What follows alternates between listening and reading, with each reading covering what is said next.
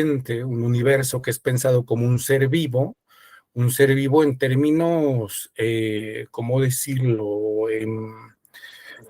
Pues en términos complejos, no solo en un sentido como simple de que se puede decir que posee alma, sino incluso en términos de que posee sensación, posee razonamiento, posee procesos metabólicos de autoproducción, de autoconsumo y de desecho orgánico.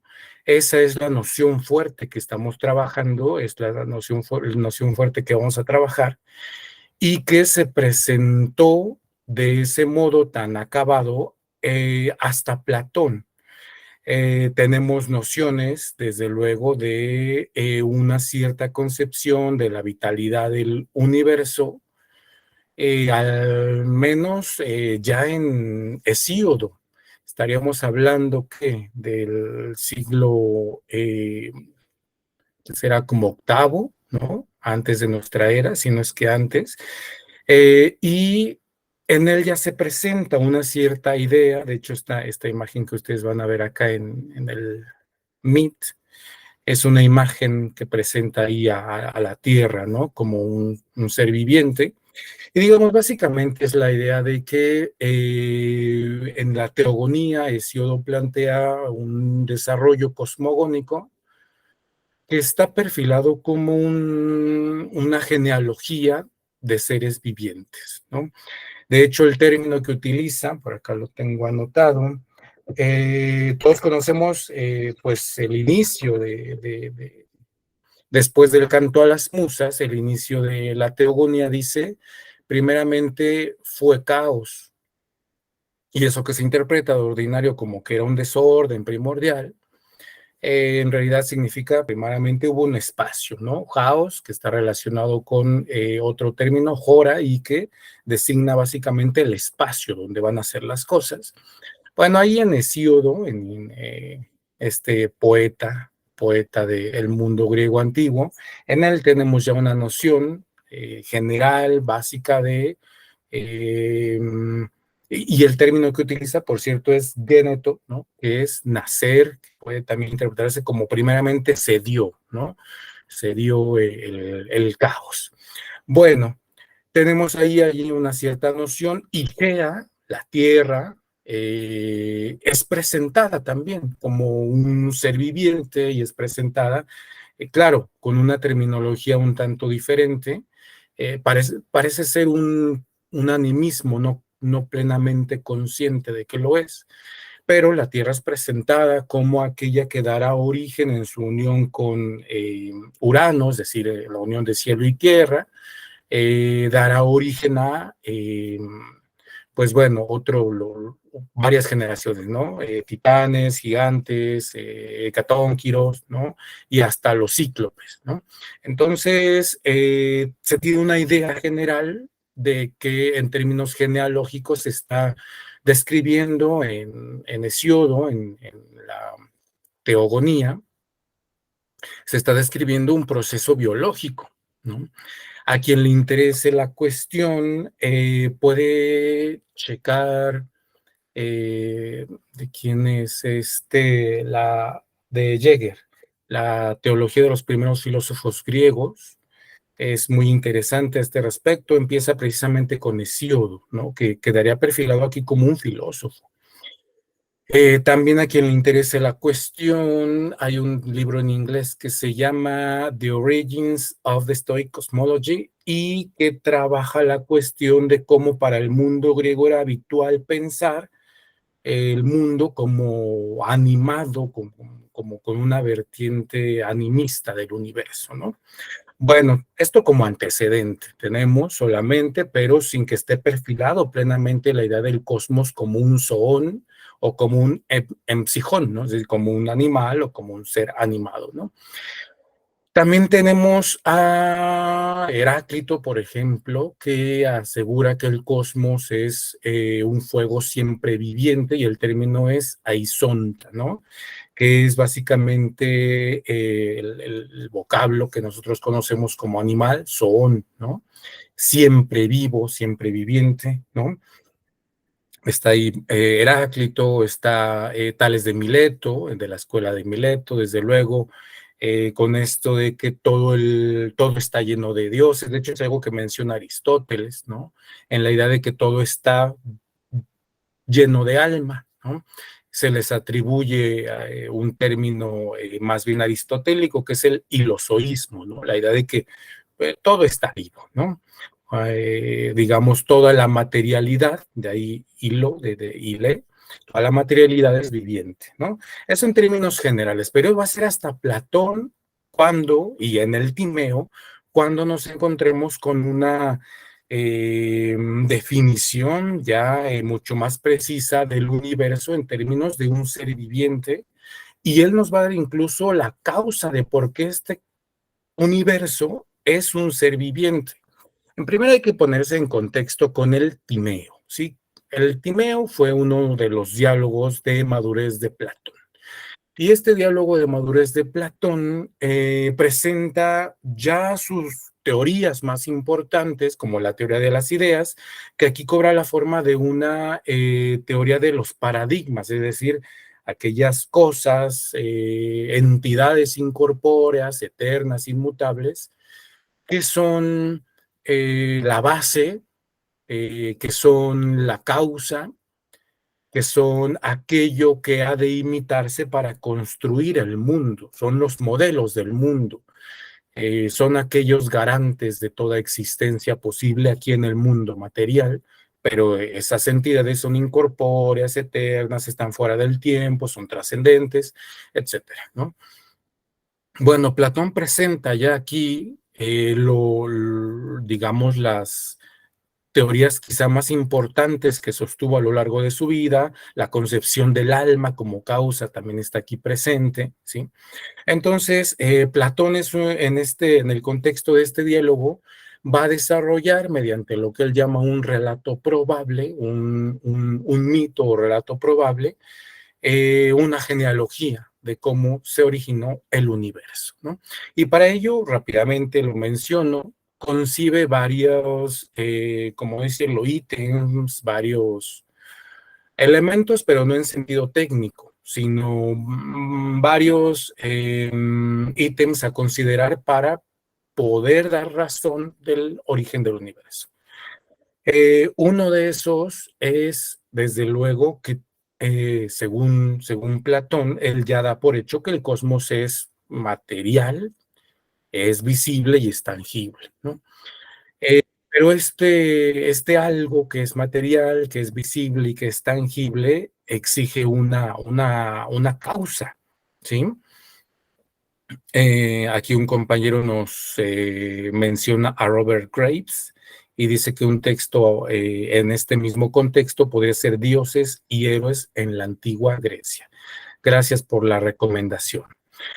Bueno, entonces tenemos un Platón que, a diferencia de otros a los que él critica, como Anaxágoras, por ejemplo, él pretende dar razón del origen del universo a través de, aquí en este contexto podríamos llamarlo una inteligencia, ¿no? Una inteligencia que básicamente sería la del demiurgo. El demiurgo es el artesano, el generador del universo.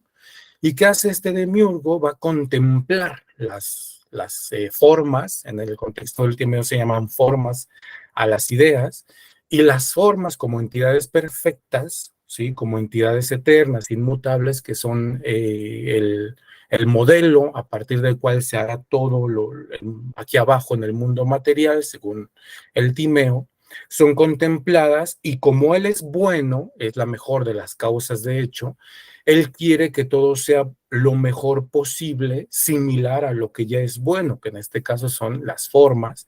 Y entonces, él le llama la hora, todavía no tiene el nombre de materia, ese se lo dará Aristóteles después, y los estoicos y Calcidio, es decir, los neoplatónicos también, pero en un primer momento él lo designa como hora, un espacio que se mueve caóticamente.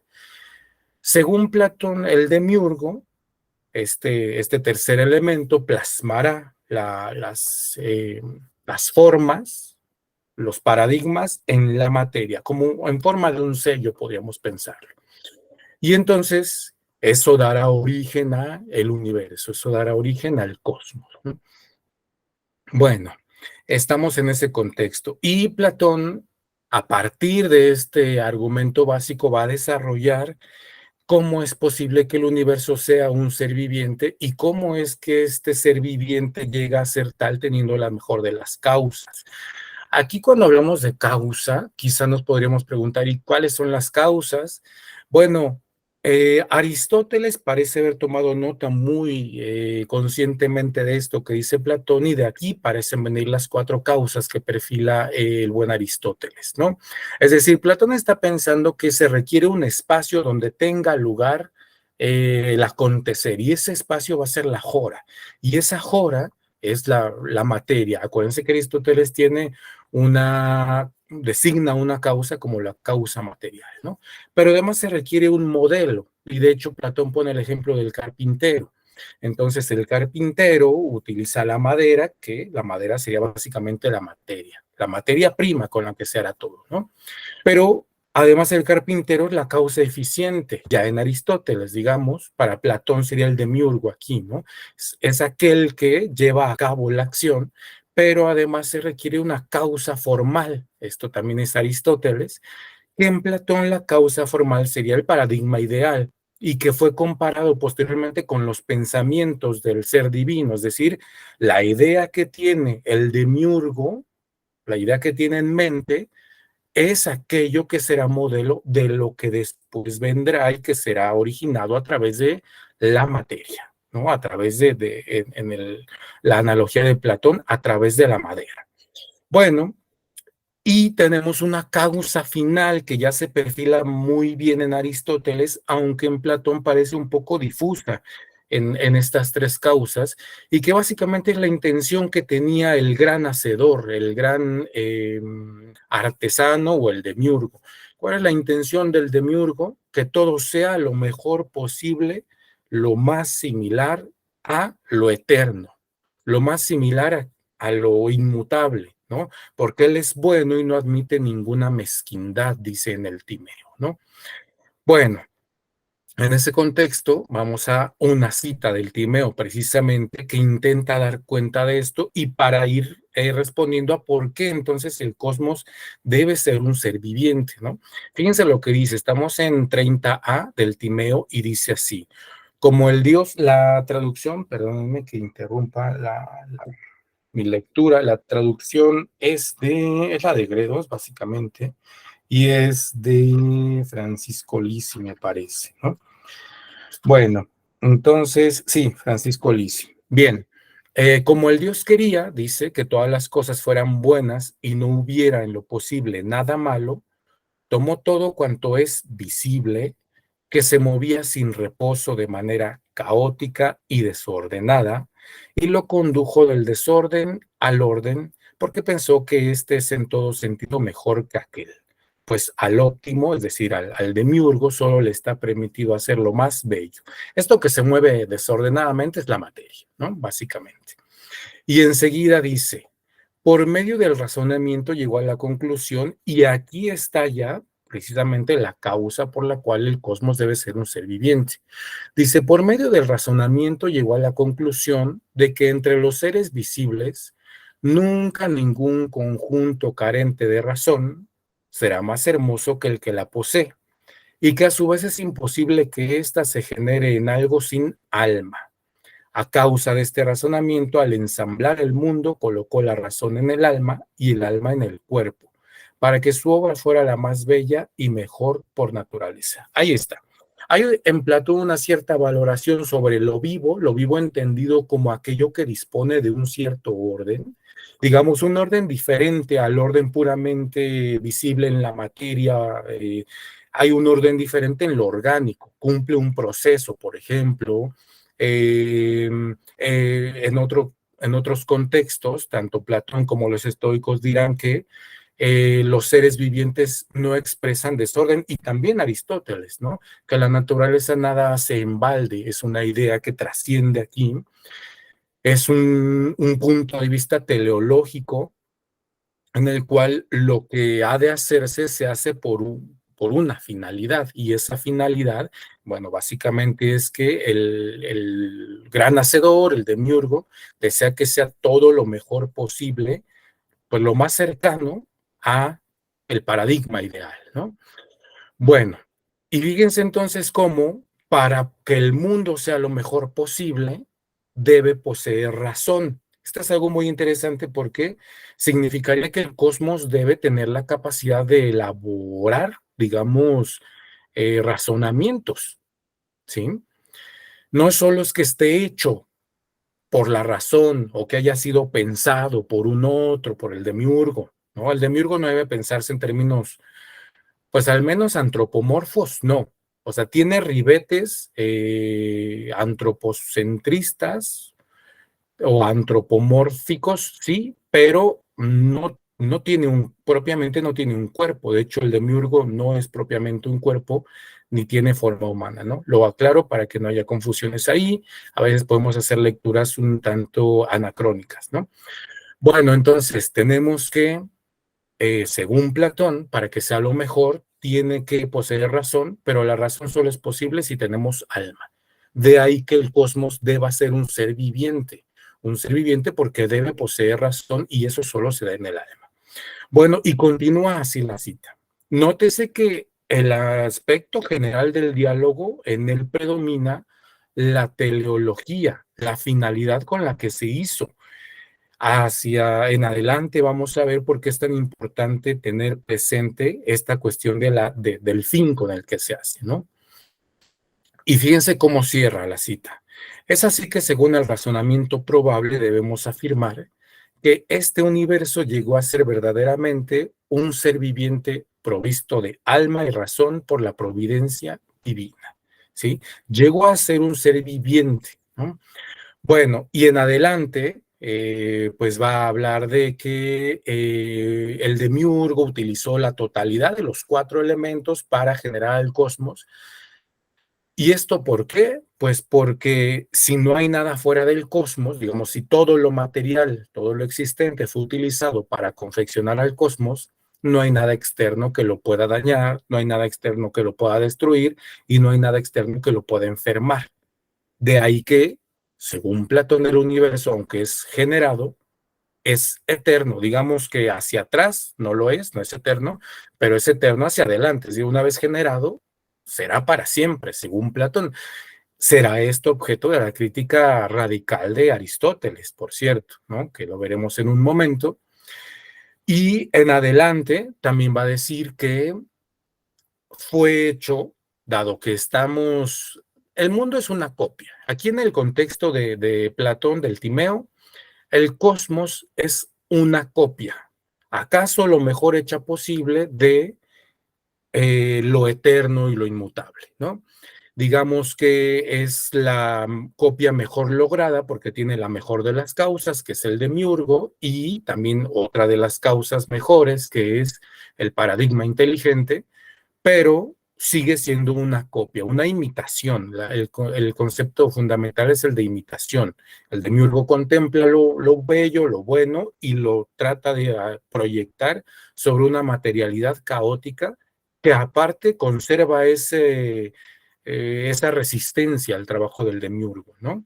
Bueno, y en este contexto de la imitación dice, ¿y cuál será la forma que tenga el cosmos? Bueno, pues será la que imite del mejor modo posible la perfección. ¿Y cuál es esa figura? La esfera.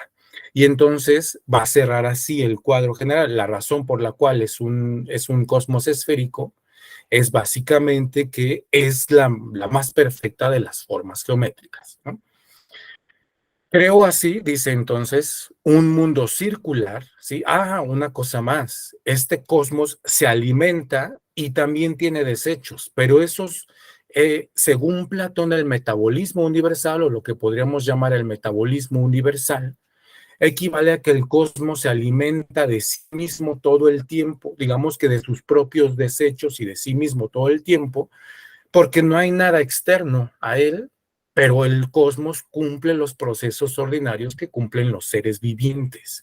Eso es alguna de las cosas más interesantes aquí, notar que eh, cuando hablamos de un ser viviente que es el cosmos, este no se reduce solo a poseer alma, sino que cumple con los procesos ordinarios de un ser viviente, ¿no? Aristóteles se va a ir por ahí en su crítica contra Platón. Bueno, ahora sí continúo con la cita. Dice, creó así un mundo circular. Estamos en Timeo 34b para quienes siguen la transmisión en Instagram. Creó así un mundo circular que gira en círculo, único, solo y aislado, que por su virtud puede convivir consigo mismo y no necesita de ningún otro, que se conoce y ama suficientemente a sí mismo. Por todo esto lo engendró como un Dios feliz. Bueno, hasta este punto al menos, Platón ya ha respondido a por qué es necesario que el cosmos sea un ser viviente.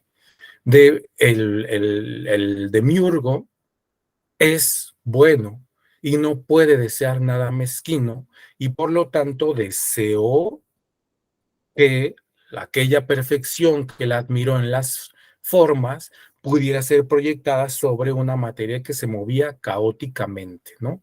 La jora o el espacio material. Algunos traductores prefieren esa traducción, el espacio material o el espacio, ¿no? Bueno, y yo les hacía hincapié en la cuestión de la imitación, en la cuestión de este concepto que arroja consecuencias teleológicas, porque cuando pasemos a analizar la propuesta de los estoicos, veremos cómo se distancian de manera abismal de Platón, lo hacen en términos de una concepción vitalista que recupera lo mejor de la de Platón, pero que intenta esquivar en la medida posible el trascendentismo implicado aquí en la propuesta ontológica de Platón. Digamos que los estoicos van a estar en contra de las entidades trascendentes de Platón y para ello van a requerir transformar la noción de cosmos viviente. Bueno, luego tenemos a Aristóteles. Sabemos que en el Decaelo, en el tratado acerca del cielo, tiene una serie de objeciones contra el modelo cosmológico de Platón, ¿sí? Es lo que vamos a ver en adelante, pero no siempre se habla de las objeciones que tienen ese texto y en otros textos, en otras obras, contra el modelo biológico. Una de las objeciones más importantes de Aristóteles contra el modelo del Timeo es que para Aristóteles el cosmos es eterno. Y este cosmos que es eterno hacia todas las direcciones posibles, es decir, hacia atrás, no tuvo un origen, y digamos hacia adelante, si estuviéramos pensando en términos cronológicos, tampoco tendrá un fin este universo, ¿no? ¿Por qué el cosmos debe ser eterno? Es un problema un tanto complejo, pero básicamente Aristóteles está trabajando con una cierta idea de que el movimiento, digamos, el existente aquí y ahora, siempre tiene un antecedente, y ese movimiento que siempre tiene un antecedente, pues finalmente no puede llegar a un punto límite de inicio del movimiento, ¿no? El primer motor del movimiento no es primero cronológicamente hablando, ¿no? Eso tiene que quedar muy claro. Entonces, el movimiento es eterno. Si no puede haber un primer movimiento, ¿no? Según Aristóteles, ¿no? Pero además es importante notar, en el mismo contexto aristotélico, que con la noción de primer motor que finalmente es inmóvil, pero él mueve sin ser movido, Aristóteles requiere que éste sea planteado como siempre en acto. ¿Qué pasaría si el primer motor no fuera siempre en acto, significaría que entonces hubo un momento en el que no cumplió con esa perfección de ser siempre en acto, y si no siempre tuvo esa perfección, quiere decir en algún momento fue imperfecto, pero después pasó a ser perfecto, pero eso desdice su categoría de divinidad, ¿no? Acuérdense que para Aristóteles, a la cabeza teológicamente hablando, está el primer motor inmóvil, ¿no? Bueno, eso en términos generales para pasar a la terminología y concepciones aristotélicas, ¿sí?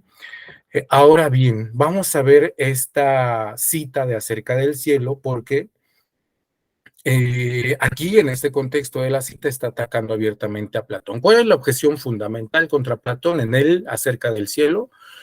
Es básicamente que aquello que, bueno, en el libro 1 perfila que a todo le sigue su contrario. De modo que lo que tuvo un origen tiene que tener un fin.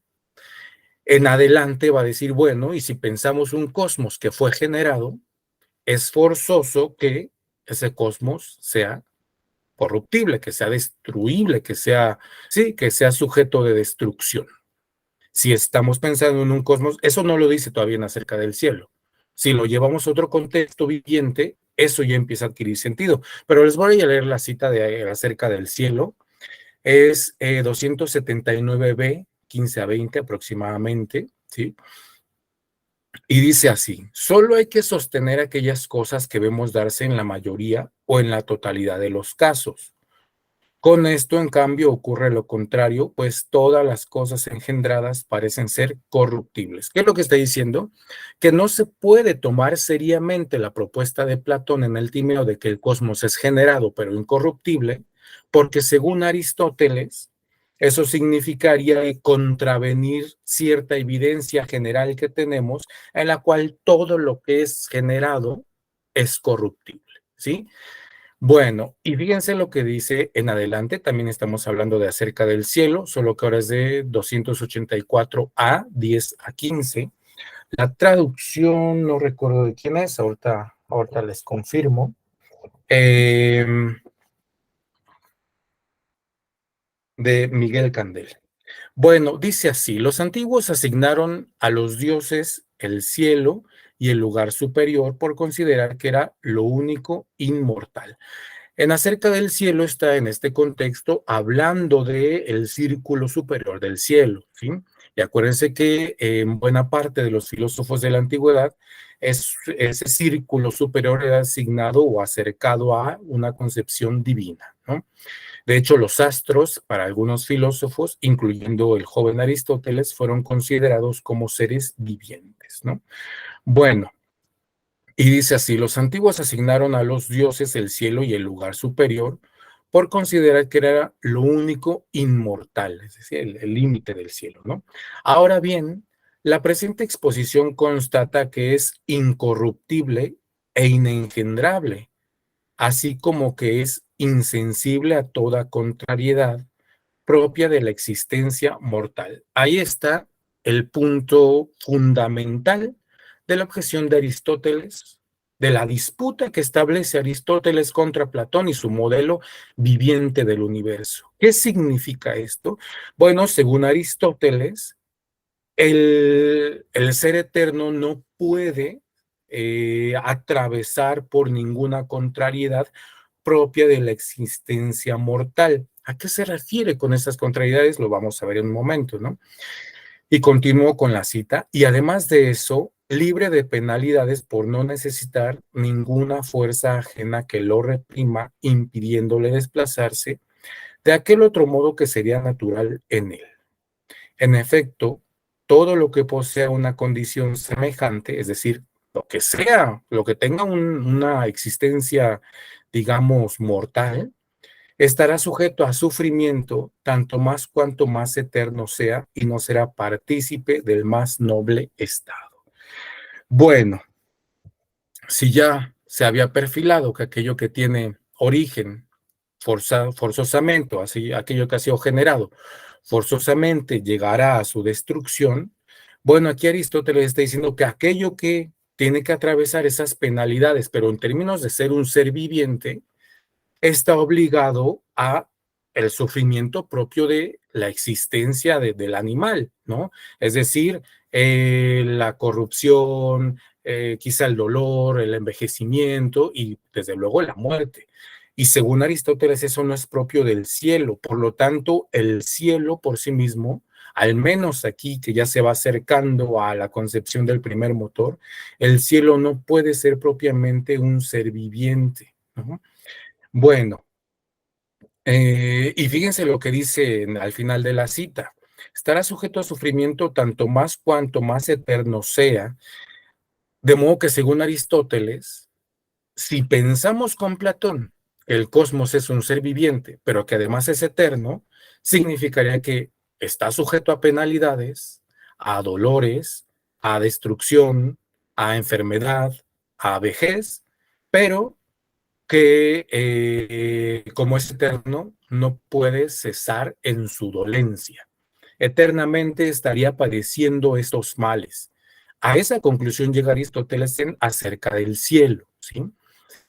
Que tiene toda una sección muy amplia designada para enfrentar el Timeo de Platón, va a cuestionar demasiadas de las ideas ahí colocadas por Platón, pero me parece que esta, que aún está colocada, me parece en términos un poco mecánicos, hasta este punto de acerca del cielo, me parece que esa es la objeción fundamental.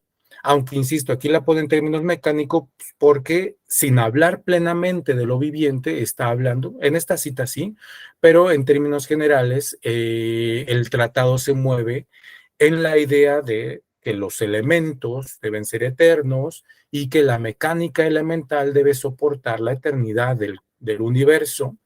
Eh, También designa esta idea de que aquello que tuvo origen tiene que forzosamente tener fin y no distingue si se trata de seres vivientes o de seres no vivientes, ¿no? Pero ya cuando revisamos algunas partes del tratado acerca del alma, que es lo que vamos a ver ahora, vemos que esta idea ya estaba más que perfilada y que tiene una delimitación todavía más directa contra la noción de un cosmos viviente. Fíjense lo que dicen acerca del alma o el tratado de ánima, 411A, a partir de la línea 5, dice así: otros hay además que afirman que el alma se halla mezclada con la totalidad del universo, de donde seguramente dedujo Tales, se refiere a Tales de Mileto, el pensador presocrático, según el cual el principio de todo es el agua, ¿no?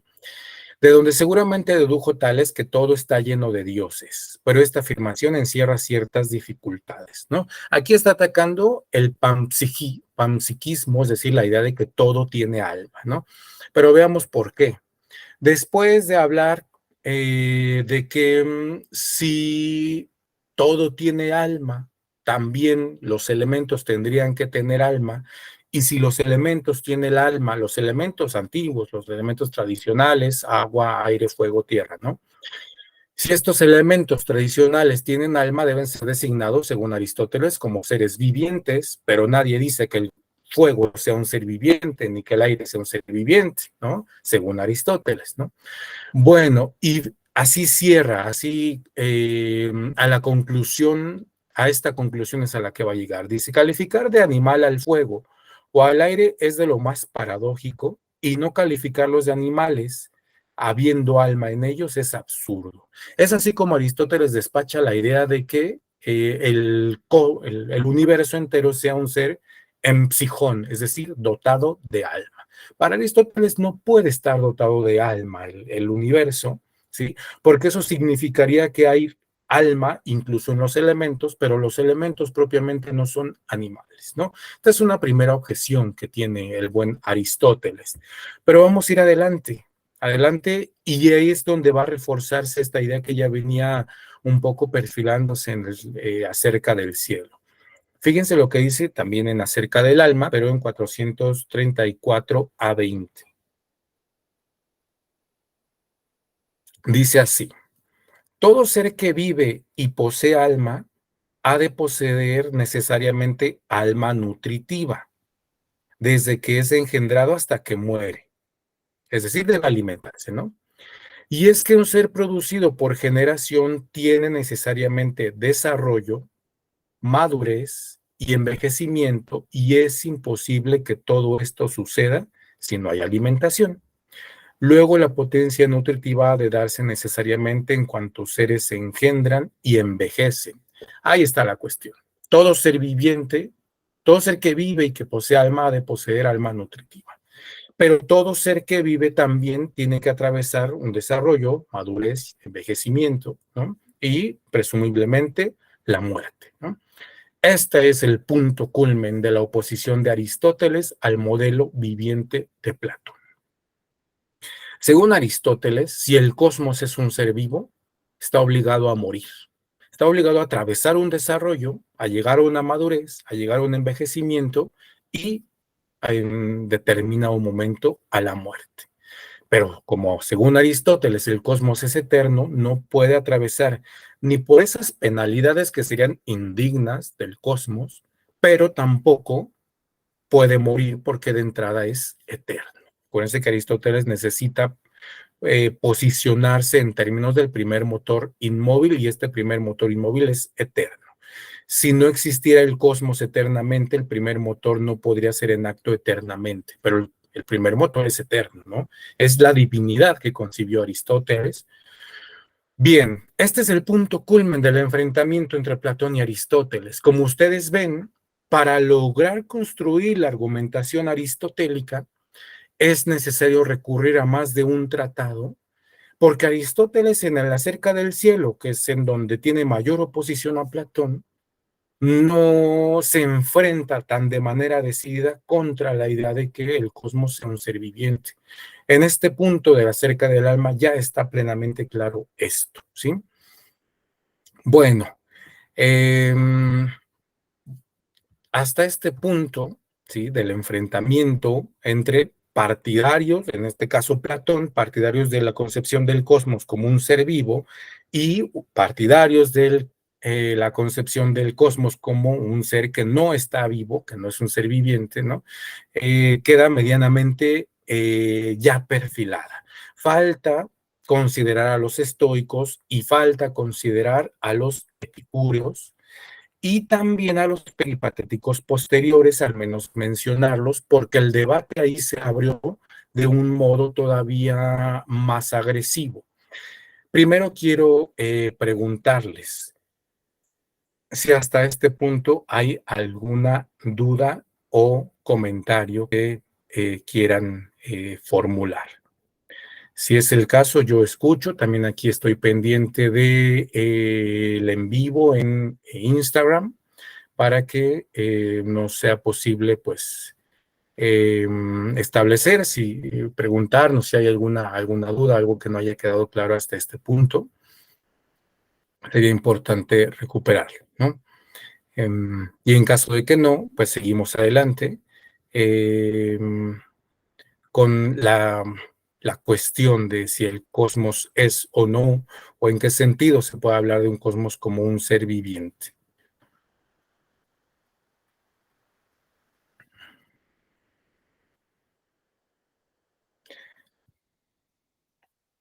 Y bueno, parece que no tenemos por ahora. Muchas gracias. Bien, ahora bien, esto, digamos que básicamente quien va a establecer el debate va a ser Aristóteles enfrentando a Platón, ¿sí? La idea fundamental también enfrenta en el Decaelo a Heráclito, o a como él interpreta a Heráclito, y también a Empédocles, ¿no? Dice que su propuesta de que el cosmos se destruye y se genera en ciclos es una forma más de concebir la eternidad, según Aristóteles, ¿no? Bueno, aquí quedan ya perfilados básicamente los términos del enfrentamiento, pero llegarán después los filósofos helenísticos. Estamos hablando de los estoicos y los epicúreos, ¿sí? Y cuando llegamos con los estoicos y los epicúreos, la cosa se pone un poco más álgida porque sus enfrentamientos serán un poco más agresivos. Y no estoy diciendo que los estoicos hayan enfrentado a los epicúreos. Estoy diciendo que quizá los estoicos están respondiendo a Aristóteles, quizá los estoicos están respondiendo a Platón, y también los epicúreos, ¿no? Sobre todo, sabemos que Epicuro atacó de un modo bastante agresivo a Platón en su tratado sobre la naturaleza, ¿no? Y también tenemos algunos fragmentos del estoico Zenón, el fundador del estoicismo, que nos dicen que se enfrentó a Platón de modo particularmente, ¿cómo decirlo? Y la fuente dice casi indecible, ¿no? De un modo que no debió hacerlo, insultándolo de un modo grave, según esta fuente, ¿no? Bueno, y la oposición a Aristóteles y a Platón en estos filósofos helenísticos, por cierto, es bastante bien conocida, ¿no? Vamos a pasar con los estoicos. Con los estoicos ya estamos en el siglo III, también con los epicúreos, abren su escuela a solo unos años de distancia. Y bueno, pues los estoicos defienden a ultranza que el cosmos es un ser viviente. Pero no es lo único que defienden. También defienden que el cosmos dispone de un movimiento circular y que es esférico, ¿sí? Igual que Platón. Pareciera que ellos están, digamos, muy cercanos a Platón en esto de concebir el cosmos como un ser viviente y de hecho, de ordinario se les suele poner en relación con Platón cuando se trata de establecer los antecedentes de la idea del cosmos como un ser viviente. Bueno, entonces vamos a comenzar con los estoicos, vamos a también tratar de tejer esas relaciones entre Platón y los estoicos y también de los estoicos con Aristóteles, relación en términos generales, no solo relación de que uno dependa de otro, sino también el enfrentamiento es un tipo de relación, ¿no? Entonces, bueno, vamos a comenzar. Aquí estoy rastreando un argumento que había dejado de lado, pero ahorita se los comparto.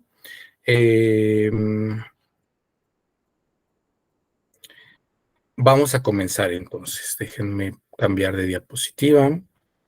Y vean que el cambio de tono va a ser muy significativo en el caso de los estoicos.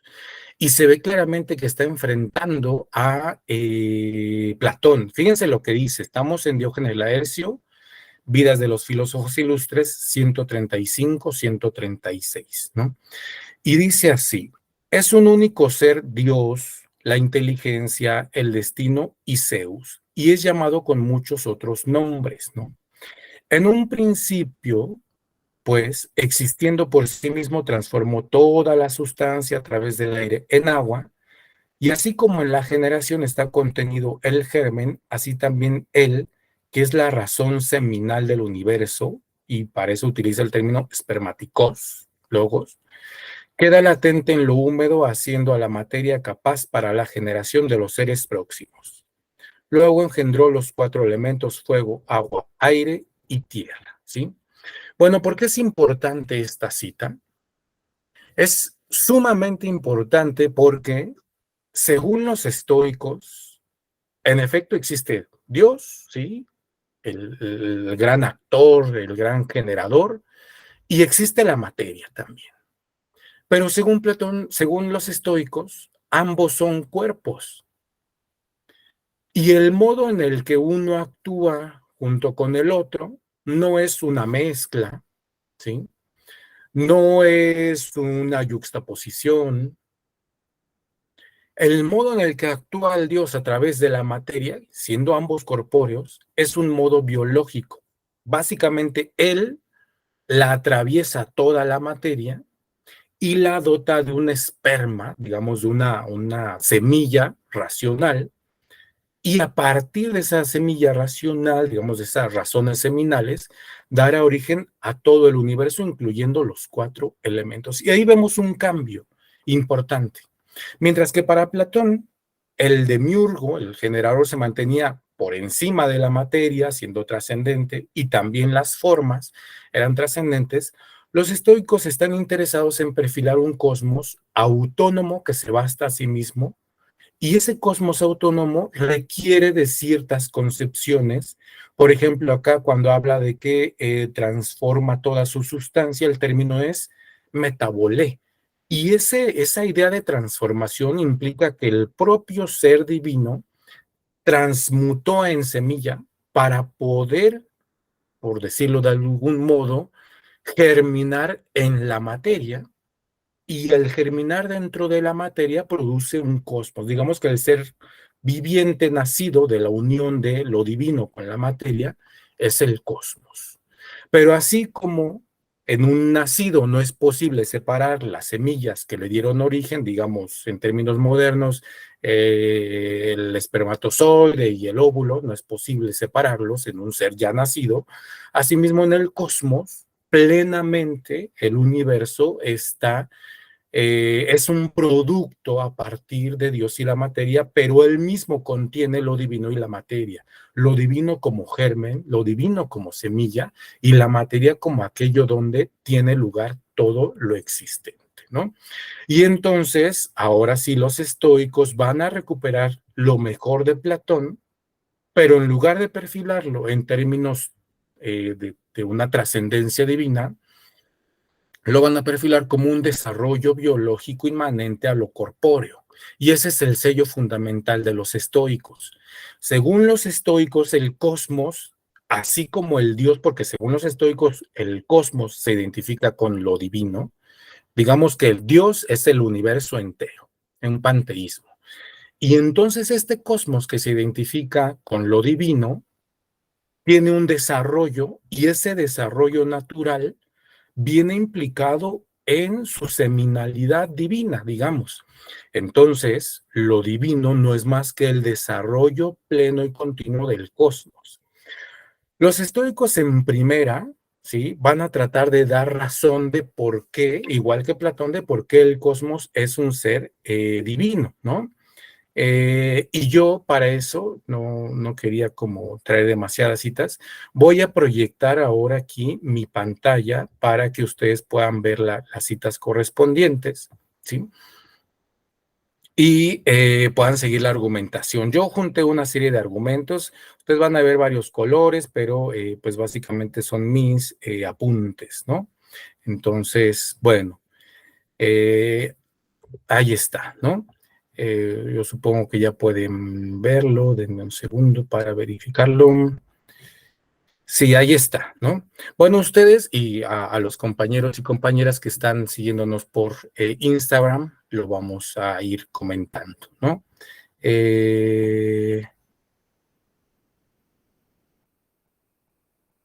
Bien, y dice así una de las citas, estamos en el fragmento 111 de Stoicorum Veterum Fragmenta de Zenón, y esta es la traducción de Ángel Capelletti. Y dice así, pues una cita de Zenón: si lo racional es mejor que lo no racional, nada, sin embargo, es mejor que el universo. Por consiguiente, el universo es racional. Y lo mismo sucede con lo que participa de la inteligencia y de la animación.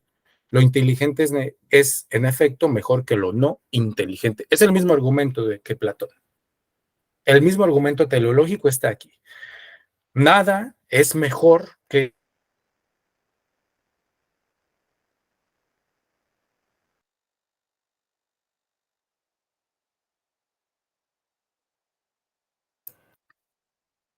Se ha cortado, Beto. el cosmos, pero si nada mejor que el cosmos, este tiene que ser racional, ¿sí? Pero mismo, ¿me escuchan ahí? Ahora sí. Muchas gracias, ¿no? Bueno, entonces tenemos que, según el propio Zenón, ¿sí?, con el mismo argumento teleológico, ¿sí? Para quien le interese, hay un texto, ahora se los comento, es de Ricardo Salles, no recuerdo cómo se llama, pero en un momento se los comento. Y en ese texto de Ricardo, que creo que está mencionado aquí en mis apuntes, ahorita lo veremos, en ese texto de Ricardo Salles, él establece esta relación, y también este otro autor que ya les había mencionado, David Hume, en The Origins of the Stoic Cosmology, ahí viene también esta relación entre Platón y los estoicos en este punto del argumento, es decir, lo racional es mejor que lo no racional.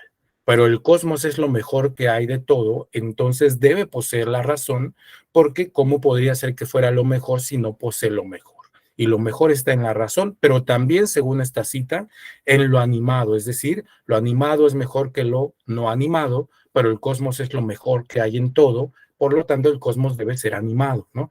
Es una de las argumentaciones de Zenón y hasta este punto muy en armonía, por cierto, con lo que dice Platón. Pero vamos con un argumento un tanto más elaborado y más bien biológico, que es este. Voy a acrecentar esto para que ustedes puedan verlo. Y que dice así, ¿no? Yo por eso lo tengo separado con el número 2, ¿no? Para que veamos que son argumentaciones diferentes. Y dice así.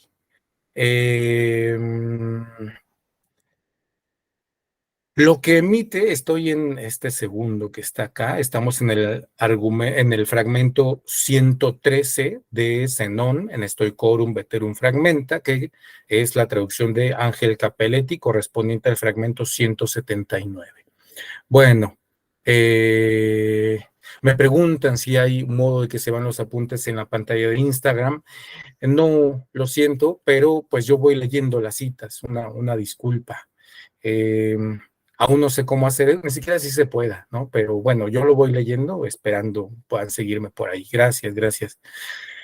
Dice el fragmento, Zenón, el sitiense, tomando de Jenofonte el punto de partida, así argumenta, y viene la cita.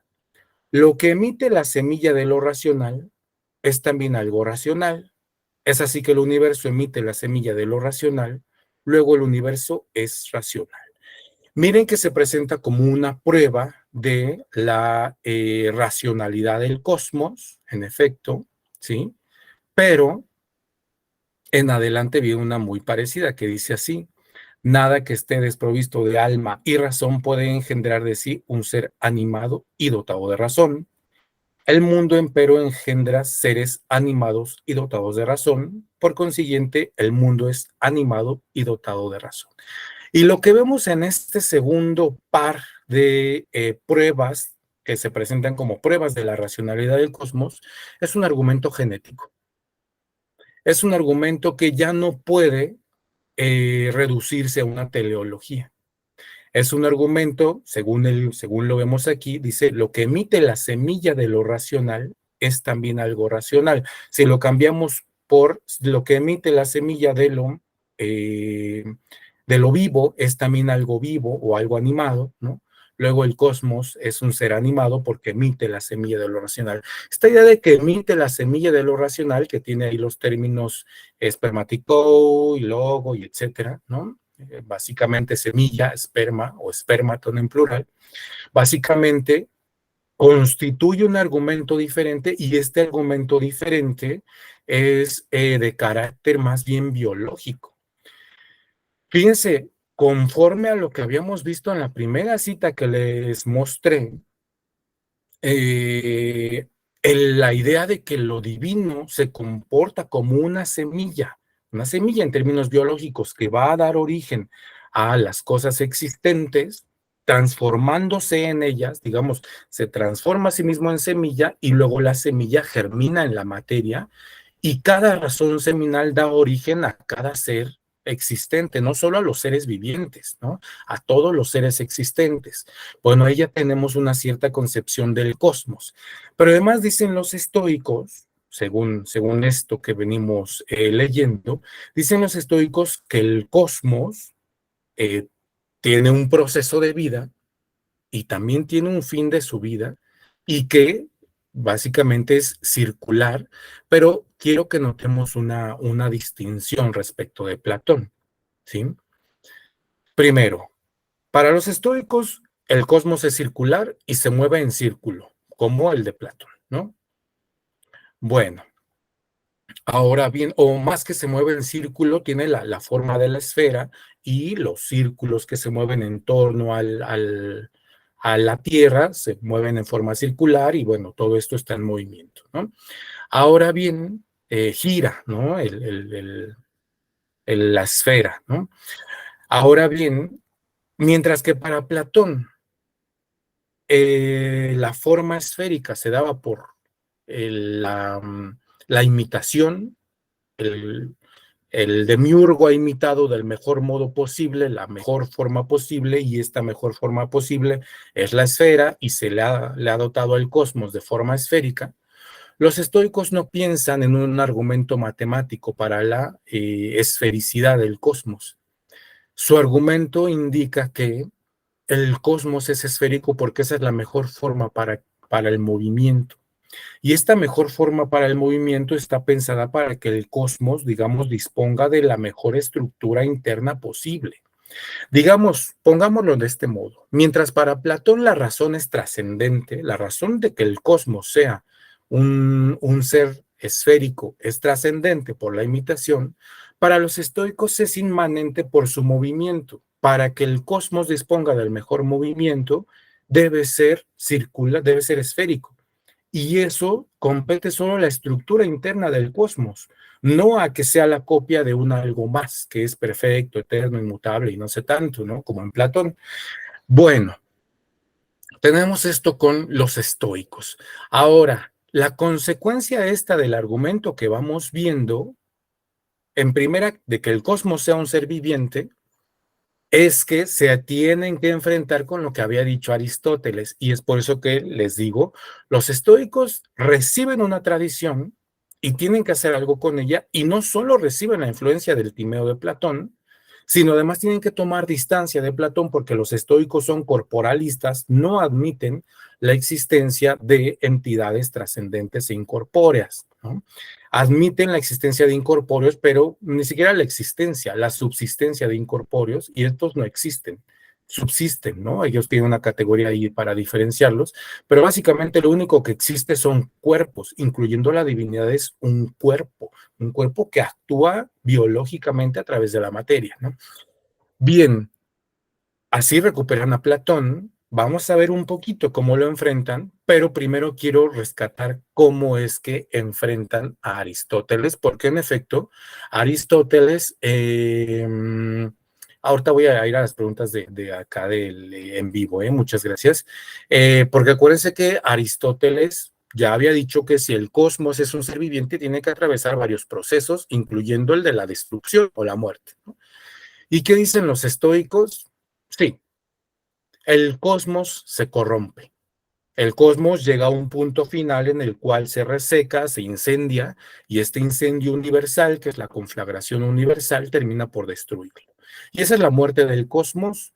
Sí, en ciertos términos, digamos, si identificamos el cosmos con su orden, sí, pero resulta que el cosmos, al incendiarse todo, regresa a la semilla, que es el fuego, y este fuego, que es la razón seminal, a partir de ese fuego se vuelve a generar el universo. Y es un universo que se repite eternamente por un ciclo biológico que va de su nacimiento hasta, digamos, su desarrollo pleno y su destrucción en el fuego. Y el fuego, dicen los estoicos, es la semilla del cosmos venidero. Entonces se destruye en fuego y ese fuego es semilla de un nuevo cosmos, y así eternamente se cumple un ciclo. De modo que responden a la objeción de Aristóteles: sí, el cosmos se corrompe, pero eso no se traduce en una cancelación definitiva de la existencia del cosmos, sino en que este es cíclico. Y los estoicos creen encontrar esa idea en Heráclito, en esta idea de que probablemente en esta idea de que el fuego del cosmos es un fuego siempre vivo, según el fragmento B30, que se enciende según medidas y se apaga según medidas, parece haber sido interpretado por Teofrasto, quizá también por Aristóteles y por los estoicos, como una cierta idea de ciclicidad, ¿no? Bueno, los estoicos recuperan esta idea o creen recuperar esta idea de Heráclito y convierten su cosmos en un cosmos que es un ser viviente dinámico que tiene infinidad de nacimientos e infinidad de destrucciones, ¿sí? Así enfrentan a Aristóteles. Es del modo en el que ellos se saltan a Aristóteles. Tú dices que tiene que morir el cosmos, entonces se muere el cosmos, pero no pasa que eso cancele la existencia definitiva del universo, sino que su existencia es cíclica. Ahora, ¿cómo van a enfrentar por decirlo de algún modo, el enfoque trascendente de Platón, el enfoque de lo incorpóreo, lo eterno. Bueno, según los estoicos, como todo es cuerpo y el universo se destruye paulatinamente, ¿no? Bueno, cumple con los procesos que ya exigía Aristóteles, pero para responder a Platón, van a transformar lo que para Platón eran entidades trascendentes como el demiurgo o el paradigma ideal, lo van a transformar en las semillas racionales y van a hacer de ello algo que quizá a Platón no le habría gustado mucho, que es transformarlas en semilla y en desarrollo para integrarlas al curso del devenir. Esta idea del devenir, del generarse constantemente, del nacer, del morir, del desarrollo, ¿sí? Es algo que está plenamente en la física de los estoicos. Para ellos, el desarrollo universal no es más que el desarrollo seminal del cosmos, y este desarrollo seminal no es otra cosa, pues, que el desarrollo pleno del ser viviente, ¿sí? Bueno,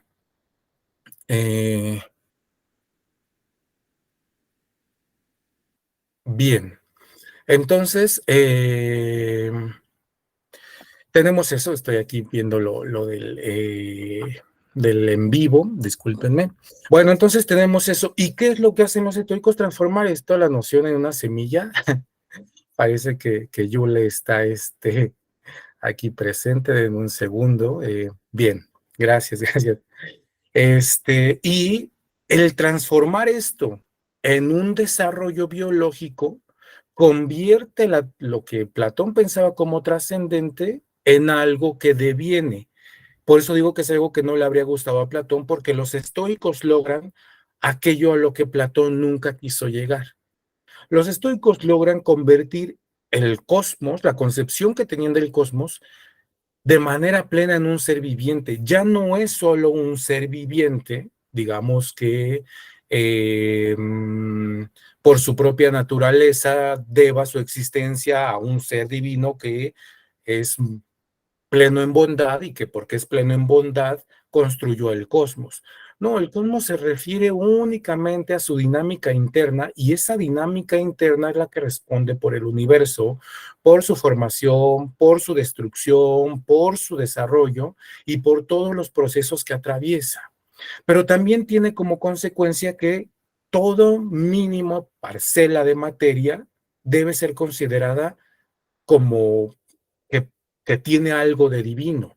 Era una objeción que hacían los cristianos, los apologistas cristianos, a los estoicos. Decían, ¿cómo se atreven a decir que Dios está derramado incluso en la materia putrefacta? Bueno, para los estoicos no tenían ningún problema decir eso, porque como habían convertido esta noción de lo divino en Platón y del paradigma ideal en una concepción biológica de la semilla, no les parece un problema decir, bueno, sí, todo es divino, porque incluso los desechos naturales animales no son más que parte de una reintegración completa de lo que existe en el universo al propio universo. Hay una idea del metabolismo universal también, pero se da en la concepción de un cosmos que es de manera definitiva un ser viviente, y que al ser transformado por completo en su dinámica en un ser viviente, puede, digamos, participar de lo que el mismo universo de Platón, digamos que es un ser viviente pleno, perfecto y demás, pero que ya solo se debe a su corporalidad, ¿no? Bien, ahí tenemos la concepción de los estoicos, cómo enfrentan a Platón, digamos, recuperan lo mejor de Platón, rebasan la argumentación de Platón en términos de la argumentación teleológica del Timeo de Platón, intentan establecer una argumentación biológica que tiene por base la concepción de la semilla. La semilla debe ser pensada no como inicio, sino como desarrollo. La semilla, la concepción de razón seminal de los estoicos debe ser pensada como una especie de fuerza interna de empuje de la vitalidad de cada ser viviente y de cada ser en el universo. Entonces, una razón seminal es responsable del desarrollo paulatino de cada viviente. Yo pongo este ejemplo de ordinario con las ranas, ¿no? Las ranas, pues, que son metamorfos, que son anfibios, pues atraviesan por diversas etapas, desde la etapa larvaria, en la cual pues no son, o sea, solo tienen una cola, ¿no? Ahí, y su transformación, desarrollo pulmonar, desarrollo de las extremidades, pérdida de la cola, que se ensancha la mandíbula, que pueden estar fuera del agua, etcétera. Todo eso forma parte de su desarrollo, aunque el ser viviente, como era en un principio, no sea en absoluto igual al viviente que es una vez que la rana puede habitar fuera del estanque. Sin embargo, a todo ese proceso interno lo acompaña una fuerza, y esa fuerza es la razón seminal, que según los estoicos, por ejemplo, Cleantes, las razones seminales determinan por lapsos y en qué momentos aparece qué parte del desarrollo del viviente, ¿no?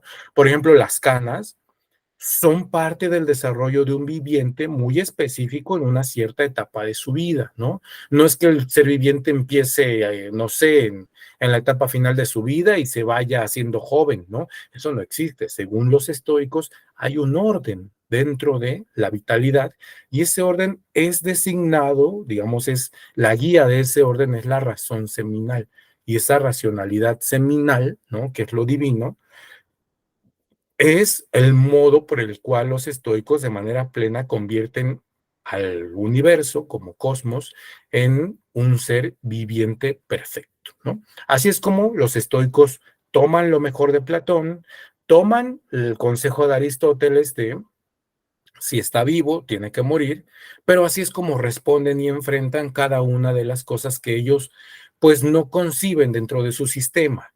Para los estoicos, como son corporalistas, se ven precisados a enfrentar la teoría de las ideas de Platón desde un aspecto biológico. ¿Cuál es el resultante de esto? Que los estoicos se alejan, por un lado, del materialismo más llano, pensando, por ejemplo, en Demócrito y los epicúreos. Para los estoicos, la materia por sí misma no puede responder a la dinámica interna del universo entero, pero se alejan también del idealismo, de esta idea de la trascendencia incorpórea, inmortal de Platón, y que también está presente en Aristóteles. Se alejan de esos dos extremos y ellos dicen: a mí me interesa recuperar una noción que se les ha ido olvidando tanto a los materialistas como a los partidarios de la trascendencia. Y esa noción es la de la vida.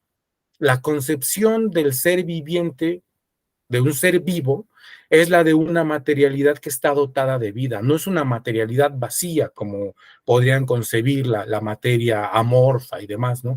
No, es una materialidad que tiene la semilla de vida dentro, y al tenerla dentro, engendra a partir de sí todo.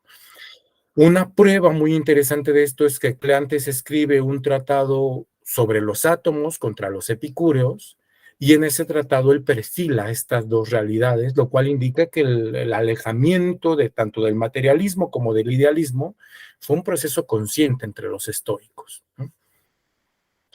Bueno, y nótese que al menos hasta este punto Zenón estaba enfrentando el Decaelo de Aristóteles, ¿sí?, y el Timeo de Platón, aunque recuperando lo mejor de ambos, ¿sí? Eso, y yo les iba a recomendar un texto hace un momento, por cierto, pero no sé si está aquí consignado. Bueno, ahorita lo reviso. Pero el texto de Ricardo Salles se llama La racionalidad cósmica en el estoicismo. Está en la red, lo pueden recuperar de ahí. La razón cósmica en el estoicismo, y vienen las argumentaciones que recuperó Zenón para justificar la racionalidad del cosmos, ¿no? Bueno, y ahora vamos con los epicúreos. Todo el mundo piensa que los epicúreos se enfrentaron a los estoicos en este punto y demás.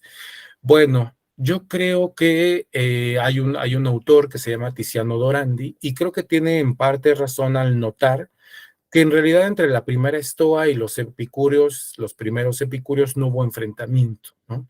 Pareciera que ambas escuelas se asumían como escuelas corporalistas y que asumían como frente común de batalla el enfrentamiento contra Platón y contra Aristóteles. Con sus discípulos será diferente, desde luego, pero al menos los epicúreos y los estoicos están seguros de que el enfrentamiento propiamente no es entre ellos, ¿no? Al menos en un primer momento, ¿no? Bien, ¿qué tenemos con los epicúreos? ¿Sí? Voy a dejar de compartir acá. Sí. Bueno, de los epicúreos sabemos que en efecto enfrentaron a Platón, sí, al menos Epicuro y otros discípulos como Colotes de Lámsaco. Hubo tratados contra los peripatéticos, también entre los estoicos, ¿no? Y bueno, ¿qué podemos decir de los epicúreos? Para comprender la oposición que pudieron generar los epicúreos contra la noción, porque ellos se perfilan contra la concepción de que el cosmos sea un ser viviente.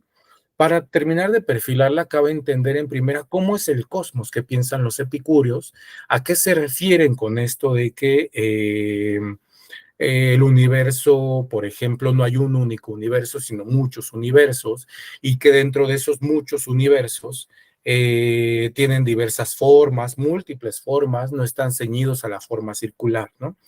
Cabe entender entonces en primera que para los epicúreos los mundos existentes son productos de el azar, ¿sí?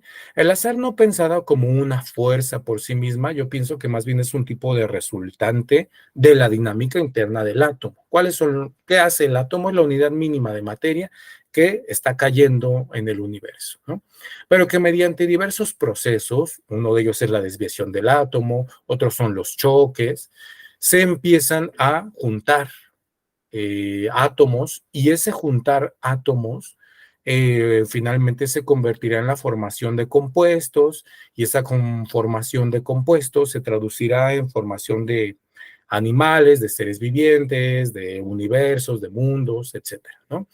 Bueno, mundos que son productos del azar y que, como están conformados de átomos, se destruirán en algún momento y pues pasarán a formar parte de otros mundos posibles en los intermundos, ¿no?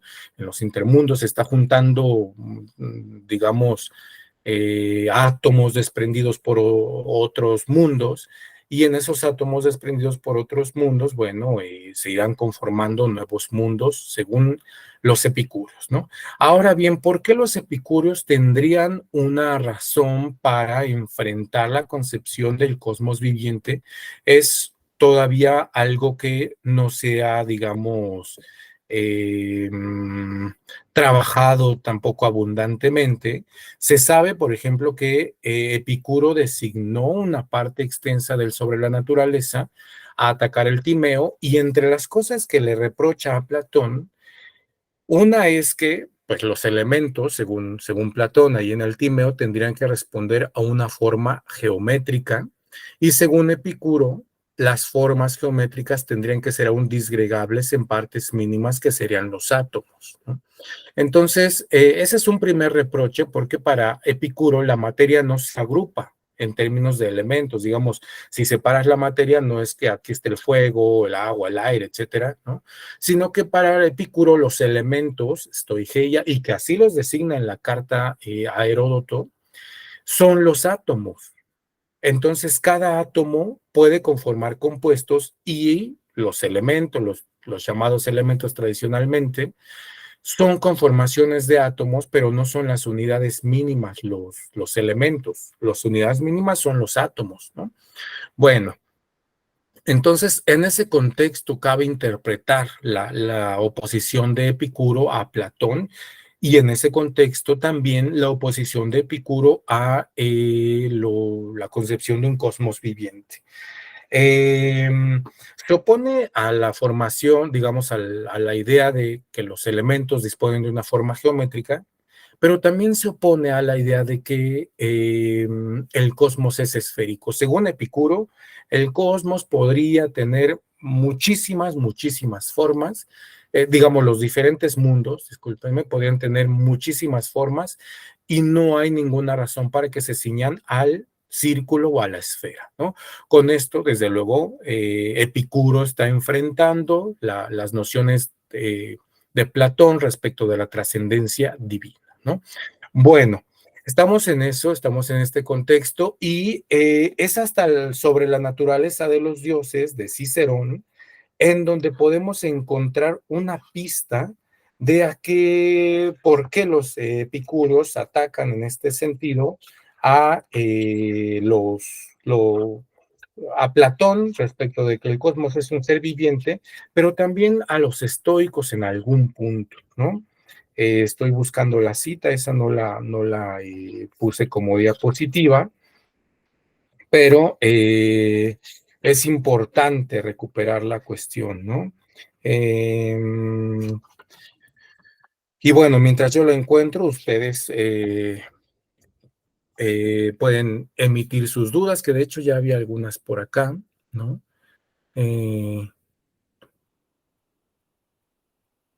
Comenta Jim Arie, las propuestas de Platón me suenan un poco a Parménides y lo de Aristóteles un poco a Meliso, pero al revés, ¿no? Bueno, sí, desde luego Platón tomó buena parte de sus como punto de partida de sus reflexiones, la concepción del ente permanente de Parménides, solo que para Platón, digamos, en un intento de salvar la diferencia entre lo que es siempre y lo que no es, separa esos mundos en dos, ¿no? Entonces hay un mundo de la permanencia y hay un mundo de pues lo que deviene continuamente, ¿no? También aquí había alguna duda de Gabriel.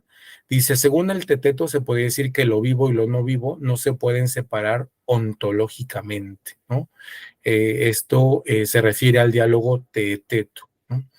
Bien, yo no tengo presente esa noción, gracias Gabriel, lo voy a considerar para exposiciones en el futuro, ¿sí? Y bueno, déjenme ver, yo no encuentro la cita. Si hay alguien que tenga otra duda mientras yo encuentro la cita, bueno, adelante.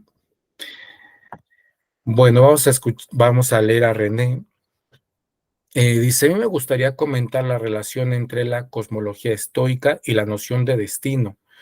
Será en otra ocasión porque los tengo que dejar en breve. Claro que sí, René. Ya tendremos oportunidad, pero antes de que te vayas, una cosa interesante, mostrar que mientras se lee a los estoicos como unos deterministas absolutos y demás, se deja de lado que la concepción determinista de los estoicos está plenamente unida a su concepción de la semilla.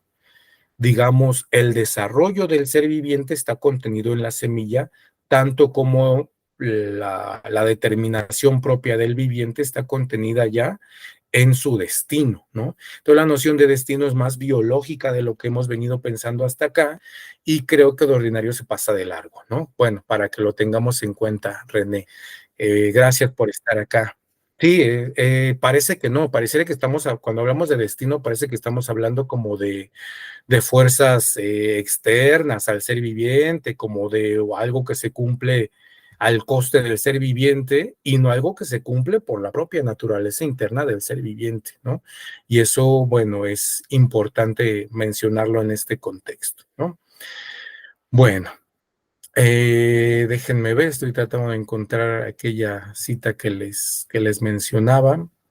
Pero bueno, básicamente, Epicuro critica a Platón porque, de hecho ya lo encontré, déjenme ver, es 18 a 24 del libro 1, 18 a 24.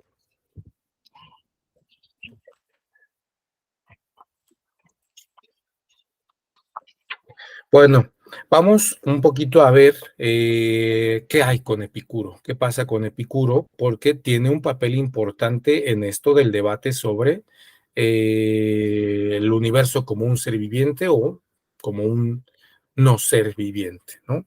Bueno, dice así, está hablando el Epicurio y fíjense lo que dice, escuchar opiniones que no son fútiles e imaginarias, nada sobre el dios del Timeo de Platón, artífice y constructor del mundo, ni sobre la anciana agorera de los estoicos, se refiere desde luego a la providencia, ¿no?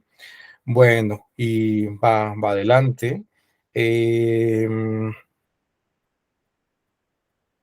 Pero lo que lleva la palma es esto, que la misma persona que nos ha presentado el mundo como algo no solo provisto de nacimiento, sino incluso como casi hecho a mano, haya dicho que sería imperecedero. Si ustedes ven, es el mismo argumento que Aristóteles. Es decir, ¿cómo podría ser que algo que es generado pudiera ser eterno, ¿no?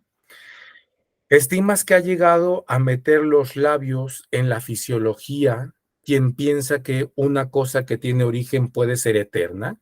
Digamos que aquí los epicúreos estarían recuperando esta noción que ya habíamos visto que aparece en el Decaelo de Aristóteles, ¿no? Eh, bueno, eh, vamos a seguir adelante. Hay una parte en donde habla del cosmos, que es un ser viviente. Um,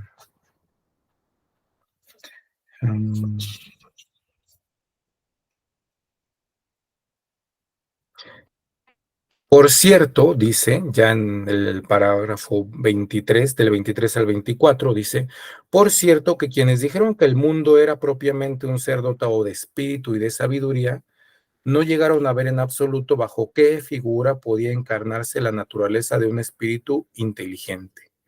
Pero de ello hablaré algo después, ¿no? Por lo pronto, admirarme de la torpeza de quienes pretenden que un ser dotado de espíritu, inmortal y a la vez apacible, tiene que ser esférico por el hecho de que, según dice Platón, no hay forma alguna superior a esta hermosura, ¿sí? Y dice irónicamente, desde luego, a mí me parece que tiene mejor silueta la forma del cilindro, la del cubo, la del cono o la de la pirámide, ¿no? ¿Qué clase de vida se le atribuye, por cierto, a este dios esférico? Por supuesto, aquella que consiste en retorcerse a una velocidad tal que ni siquiera puede imaginarse otra igual. No veo cómo pueden tomar asiento ahí una mente estable y una vida apacible. Ahí está la argumentación epicúrea. ¿Cuál es el punto culmen de la argumentación epicúrea contra los estoicos en este punto ya y contra Platón? Básicamente son dos argumentos que ya habían sido presentados por Aristóteles, pero que no se dan en tono aristotélico. El primero, lo que ha sido generado tiene que ser destruido. Solo que Epicuro no está defendiendo que el cosmos sea eterno. Lo que está diciendo, al contrario, es en favor de su cosmología. Si todo está conformado de átomos, todo tiene que regresar a los átomos. No hay modo de que algo haya sido conformado y que a la vez nunca vaya a regresar a los átomos, ¿no? Eso en primera, pero es una argumentación que él recoge de Aristóteles, transformándola en su propia cosmología. ¿Y cuál es la segunda? Si es un ser viviente, tiene que atravesar por la dinámica de un ser viviente, ¿no? Que es básicamente la argumentación aristotélica. Pero la razón que nos pone aquí es muy interesante porque según este cosmos esférico, que es un ser viviente, si es eterno, estaría condenado a un tipo de movimiento que desdice por entero que éste pudiera vivir una vida apacible. No se puede vivir de modo apacible. Imagínense tener una vida eterna y que esta vida eterna por entero esté gobernada por un movimiento circular que no puede detenerse. ¿Qué clase de vida puede albergarse en un cosmos así que se mueve continuamente, ¿no? Según Epicuro. Entonces, aunque Epicuro recupera las argumentaciones aristotélicas contra la idea de que el cosmos es un ser viviente, no lo hace en la idea de que hay una divinidad que sea eterna, como el primer motor aristotélico, ¿no? Lo hace, ni siquiera lo hace comprometido con que el cosmos sea eterno, lo hace comprometido con que el cosmos es corruptible plena y completamente, y como el cosmos es corruptible y regresa a los átomos plena y completamente, este modo de plantear la existencia del cosmos no es útil. Y acuérdense que para Epicuro el signo real de que se ha alcanzado una ciencia apropiada es que el conocimiento de los fenómenos se traduce en una existencia para los vivientes racionales o para los seres humanos, en una existencia apacible. ¿Cómo damos lugar a una concepción del universo tal si eso se traduciría en que no es posible ni para el universo y presumiblemente tampoco para sus vivientes una vida apacible en medio de ese tipo de movimiento, ¿no? Bueno, entonces, como ustedes ven, aquí les menciono que ya el Epicurio está enfrentando a los estoicos porque el texto de Cicerón ya es del siglo I antes de nuestra era, y en ese tiempo el enfrentamiento entre epicúreos y estoicos ya se había generado, ¿no? Y ahí tenemos entonces perfilados al menos 4 posicionamientos en torno a la concepción del cosmos como un ser viviente. 2 en favor, los estoicos y Platón, aunque los estoicos se oponen a Platón en buena medida por el teleologismo implicado en su argumentación y pretenden reconducirla a una argumentación más bien de carácter biológico-genético, que haga plenamente del desarrollo del cosmos en el desarrollo de un ser viviente que tiene que morir en la conflagración universal. Y tenemos 2 posturas en contra de la concepción del cosmos como un ser viviente, que son la de Aristóteles y la de los epicúreos. Aristóteles por afirmar que el universo único que existe y que es finito y que tiene una dinámica es eterno, en función de que tiene un primer motor del movimiento que es eterno, y en el caso de los epicúreos, para afirmar que todos los universos existentes son corruptibles, ¿sí? Y que ningún tipo de cosmos puede ser concebido como una divinidad, ni como un ser viviente, y mucho menos como un ser viviente esférico, ¿no? Bien, este debate se va a desarrollar durante todo el siglo tercero y parte del siglo segundo, sobre todo de manera también álgida entre estoicos y peripatéticos, porque los peripatéticos intentan defender, estoy pensando en Teofrasto y hay otro, a ver si lo recuerdo ahorita, pero bueno, Teofrasto intenta objetar contra Zenón que el cosmos no es corruptible, y de ordinario las argumentaciones de varios peripatéticos y de un estoico que se llama Boeto de Sidón enfrentan a los estoicos su concepción de que el cosmos es corruptible, enfrentando la idea de que el cosmos es un ser viviente. Digamos que los peripatéticos tratan, ya en estas siguientes generaciones, intentan enfrentar que el cosmos sea un ser viviente, con la argumentación base de Aristóteles, para defender que el cosmos es eterno y no como lo piensan los estoicos, digamos, con un ciclo de vida y de muerte, ¿no? Bueno, básicamente ese es el debate general en torno a esta concepción del universo como un ser viviente, ¿no? Ahora yo quisiera escucharles qué opinan, qué contribuciones tienen, qué preguntas hay respecto del tema.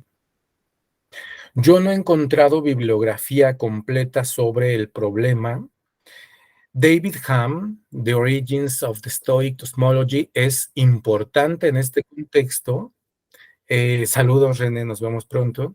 David Hume es una importante contribución en este punto porque él defiende la concepción biológica en la cosmología estoica, y para ello necesita perfilar continuamente los procesos de un ser viviente a nivel cósmico. Por eso es un texto que me parece importante. El trabajo ya tiene algunos años, pero sigue siendo muy vigente. Y aunque su finalidad de David Hume es como perfilar como origen de la cosmología estoica a Platón y a Aristóteles, ¿no? Aunque esa es su finalidad, es importante lo que rescata en términos biológicos, o como se ha dado por hablar en los estudios más recientes, cosmobiológicos, ¿no? Queda pendiente todavía, por ejemplo, la revisión de hasta qué punto Cicerón refleja fielmente lo que los epicúreos estaban pensando o no, porque aunque hay una parte, eso yo lo pude compartir en un taller anterior, aunque hay una parte en la cual Cicerón menciona algo que después fue descubierto entre los papiros de Herculano, ahí con las fuentes correspondientes para Epicuro, ¿no? Sobre todo el Tratado sobre la Naturaleza, digamos, se confirmó que en efecto parte de la exposición de esta parte que yo les estaba leyendo se debe a Epicuro, o tiene un antecedente en Epicuro. No parece tan claro que Epicuro tuviera, digamos, Es defendible, de hecho es bastante plausible que esté reflejando plenamente el pensamiento de Epicuro, pero aún no tenemos las fuentes plenamente confiables, digamos que digan Epicuro lo dice así y por estas razones, sobre todo porque el sobre la naturaleza ha sido recuperado de manera muy fragmentaria y en ello pues se ha podido leer una parte amplia dedicada contra el Timeo de Platón, ¿no? Pero en esa parte contra el Timeo de Platón, aunque se menciona el demiurgo, se mencionan los elementos, se menciona la forma esférica y las formas geométricas de los elementos, no así necesariamente se refleja esta concepción del cosmos como un ser viviente, ¿no? Bueno, entonces yo pregunto, aquí hay dudas, aquí René nos confirma que se retira. Y bueno, no sé si hay dudas, comentarios, preguntas. En caso de que no, podemos cerrar la sesión acá. Jaime acá nos dice muchas gracias. Me apreció Roberto, apasionante como siempre los temas que viertes, debo dejarlos, que disfruten hasta el final, ¿no? Y Víctor nos manda felicitaciones. Muchas gracias por sus felicitaciones. Muchas gracias por acompañarnos hasta este punto.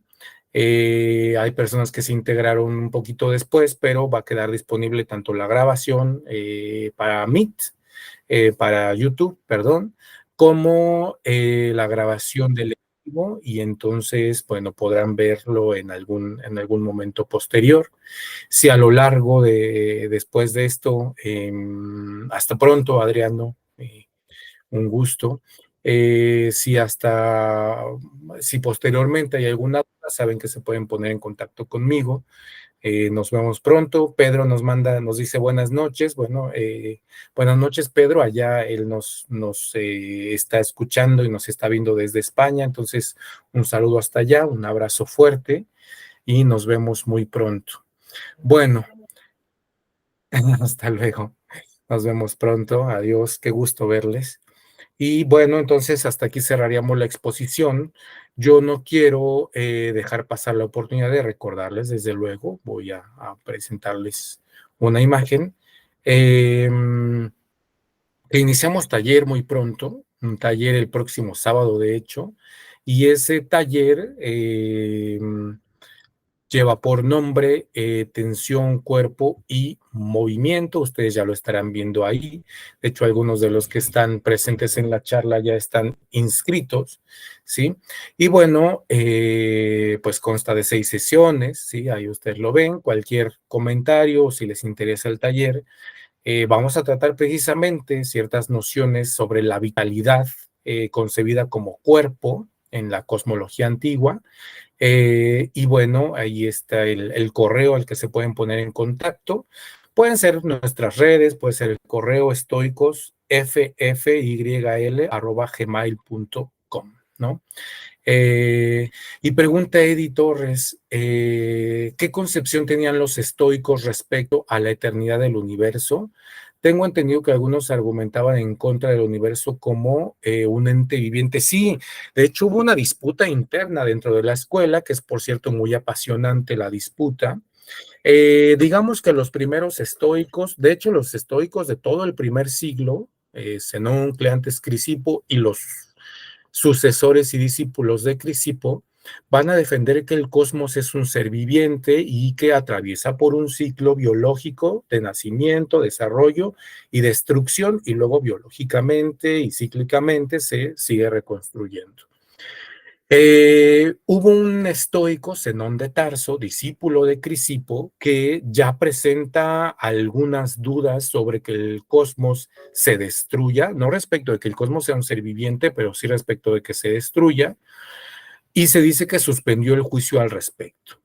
Su discípulo, Diógenes de Babilonia, también dudó, pero no se nos dice en específico si había una argumentación de fondo, dudó de que el cosmos fuera un ser viviente, ¿sí? De que el cosmos, perdón, se destruyera, y ya tardíamente llega Boeto de Sidón y Posidón y Panecio de Rodas. Boeto de Sidón desarrolló toda una argumentación estructurada, si a ustedes les interesa pueden consultar, un tratado antiguo que sí aborda la cuestión de la eternidad, del problema de la eternidad del mundo, es el de Filón de Alejandría sobre la eternidad, bueno, según la traducción, sobre la eternidad del mundo o de la indestructibilidad del universo, ¿no? Según la traducción que escojan. En español solo hay una, de la indestructibilidad del universo de Triviño, ¿no? Genial, por cierto, aunque es la única disponible. Y ahí sí se aborda el problema y ahí se recupera, Filón de Alejandría recupera todas las argumentaciones que tenía Boeto de Sidón, y entonces es necesario perfilar en qué sentido el cosmos puede ser eterno, pero en qué sentido el cosmos en realidad es corruptible y demás, ¿no? Crisipo hizo una importante aclaración. Según Crisipo, es eterno en la medida en que continuamente se está reconstruyendo y generando, digamos, recuperaría una noción aristotélica que viene acerca del cielo y que dice Aristóteles, concebir que el cosmos se genera y se destruye continuamente no es otra cosa que afirmar que el cosmos es eterno, ¿no? Entonces, Crisipo se sirve de eso para afirmar que el cosmos es eterno en la medida en que se genera y se destruye eternamente, esa dinámica la tiene eternamente, pero el cosmos atraviesa un proceso de corrupción, que en griego es phtora, ¿no? Y ese proceso de corrupción es el incendio universal que también defiende Crisipo, ¿no? Entonces, para Crisipo es plenamente coherente que el universo sea eterno en la medida en que siempre se está generando y destruyendo, atravesando por el mismo proceso eternamente, ¿no? Pero Boeto de Sidón no está de acuerdo con eso, y Boeto de Sidón defiende que si el cosmos es un ser viviente, en realidad él defiende que el cosmos no es corruptible. Dicen, el cosmos no es corruptible, y la argumentación, digamos, fundamental de Boeto es, no hay nada externo al cosmos. Eso lo recupera del Timeo de Platón, por cierto. No hay nada externo al cosmos. Entonces no hay nada de fuera que lo pueda corromper. Pero tampoco hay nada dentro de sí mismo que lo pueda corromper, porque todo lo que está dentro del cosmos es para su beneficio. Si no hay nada interno que lo pueda destruir, pero tampoco hay nada externo que lo pueda destruir, entonces el cosmos es eterno, ¿no? Hay otro fragmento de Boeto de Sidón en donde él afirma que el cosmos no es un ser vivo, lo cual indica que para romper con la idea de que el cosmos se corrompe, había que romper con la idea de que el cosmos era un ser vivo. Porque si es un ser vivo, tiene que cumplir con el ciclo tal como lo exigía Aristóteles. Si es un ser vivo, entonces tiene que morir. Y no hay modo de que el ser viviente exista y no muera y no atraviese por el proceso típico de los seres vivientes, ¿no? Ese es Boeto de Sidón, y Panecio de Rodas, de manera decidida, también afirma que el cosmos no es un ser viviente. La disputa y la concepción del cosmos como un ser viviente fue abandonada paulatinamente. Los estoicos ya en el periodo romano no se preocupan tanto por ello. Todavía Cornuto en el siglo I va a afirmar la idea de que el cosmos se corrompe y se vuelve a generar. Incluso afirma algo que parece sacado de la Estoa antigua. El cosmos es fuego y en tiempos se genera y en tiempos se destruye. Y también Séneca en el tratado Cuestiones Naturales, cuando habla de la destrucción del cosmos, él dice, a veces se destruye por agua o según los de nuestra escuela se destruye por fuego, pero el cosmos, digamos, es corruptible por el predominio elemental del fuego, ¿no? Eso todavía lo dice Séneca en el tratado acerca de la naturaleza, aunque en los textos propiamente estoicos, como sus cartas y demás, parece la cosmología más bien un tanto en este punto, pues un tanto abandonada, ¿no? Más bien. Bueno, y acuérdense que Marco Aurelio tiene una idea de la transmutación universal, pero no propiamente de la conflagración en fuego y demás, de esta idea de que en fuego se destruye todo, ¿no? Pregunta Felipe Lazarillo, ¿de quién es la imagen que utilizas en la primera diapositiva? ¿Te refieres al... Ah, la tierra mamante. Ah, esa es muy buena. Les voy a decir de dónde la saqué yo. Esa ustedes la pueden buscar como... Este libro yo se los recomiendo mucho. Algunos a lo mejor ya lo tienen. Alquimia y Mística. Dice Alexander Se borró, bueno. Está Alexander Robb, ¿no? Está Alquimia Mística, y es un libro de puras imágenes, ¿no? Ustedes lo pueden ver, puras imágenes que tienen que ver, pues, con varios temas de la antigüedad, cosmología antigua y demás, ¿no? Cuestiones de alquimia. Bueno, y el grabadito, voy a regresar a él para que todos sepan de cuál estamos hablando y pues los compañeros del chat lo puedan ver aquí en el libro, La Tierra Amamantando. La obra se llama Atalanta, mejor lo voy a escribir, Atalanta Fugiens Oppenheim, de 1618, de Michel Mayer. Ahorita lo anoto, ¿eh? Para los que no saben de qué estoy hablando, es esta imagen de la Tierra. Sé que no se ve muy claro, a ver, lo voy a separar un poquito. Bueno, es la imagen de la Tierra amamantando, ¿sí? Es un grabado. Es un grabado. Discúlpeme, no se alcanza a ver bien, debe ser la luz. A ver. Pero bueno, ahí es un grabado de 1618. Ahorita se los voy a anotar en el chat para quien le interese, ¿no? Bueno, entonces, la concepción del cosmos, la concepción de la eternidad del cosmos, estimado Eddie, va a depender muchísimo de qué conciban los estoicos como cosmos, que esta fue una disputa interna. Si conciben el cosmos como orden, cuando es la conflagración, ese orden se destruye y entonces se destruye el cosmos. Pero si conciben el cosmos como su dinámica, entonces el cosmos es eterno porque se genera y se destruye. Esta es una disputa que tuvieron y que viene en Diógenes Laercio. Si quieres te digo el parágrafo rapidísimo, aquí me parece que lo tengo. Es el parágrafo 137 a 138, donde designa las concepciones que hay del cosmos entre los estoicos, y según una u otra concepción, el cosmos se destruye o no se destruye, y el cosmos es eterno o no es eterno, ¿no? Pero específicamente que hayan defendido que el cosmos no se destruye, son dos los estoicos, Panecio de Rodas y Boeto de Sidón. Sí les recomiendo mucho la argumentación de Boeto en sobre la indestructibilidad del mundo de Filón de Alejandría. Bien, déjenme anotar nada más esto que les estaba comentando sobre esta imagen de la Tierra. El autor es Michael. Y bueno, ustedes pueden hacer seguir haciendo sus preguntas. Muchas gracias, Felipe, lo estoy anotando. Es Atalanta. Ahí está. Lo voy a anotar como viene la referencia completa, ¿de acuerdo? Ahí está. 1618. Listo. Bueno, una imagen bastante bella, por cierto. Bueno, nos vemos entonces, Felipe, el próximo sábado. Estarás en el taller, ¿verdad? Bueno, ahí no nos comunicamos, por favor. Muchas gracias. Y bueno, entonces, por favor, cualquier duda, comentario, ya estamos por cerrar.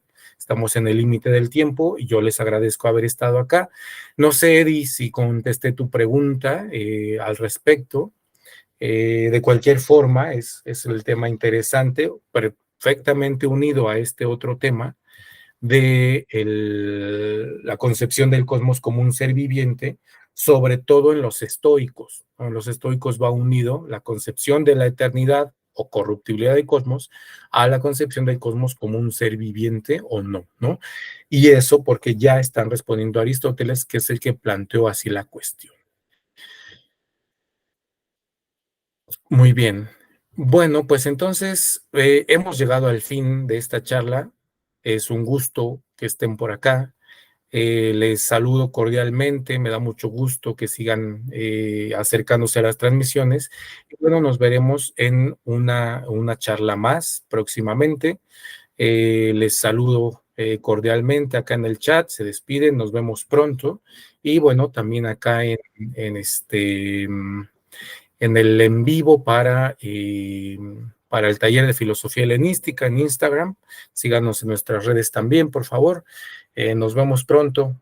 Ha sido un gusto estar por acá y bueno, qué bueno que pudieron asistir. Nos vemos en el taller, quienes van a asistir y nos vemos en una futura charla, quienes nos siguen por estas transmisiones, ¿no? Muy bien. Bueno, yo aquí detengo la grabación. Un abrazo a todos y a todas, ¿no? Cuídense mucho.